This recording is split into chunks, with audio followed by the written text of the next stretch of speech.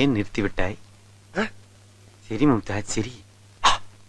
கட்டிப்பூடி கட்டிப்பூடிமும் கட்டிப்பூடி கட்டிப்பூடிடி தொட்டு கவ கவ யார பாக்குற? ஏன் சித்தப்ப நேசமணியவா? அவன் கிடக்குறான் அண்டங்காக்கா. அவனுக்கு பொம்பளைங்க சமாச்சாரமே தெரியாது. எங்க கிட்ட வந்து ஒரு முத்தம் கொடு.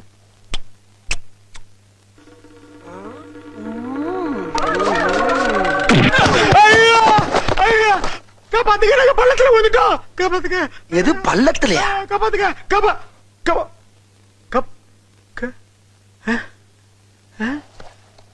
ஏண்டா நான் அண்டங்காக்காவா?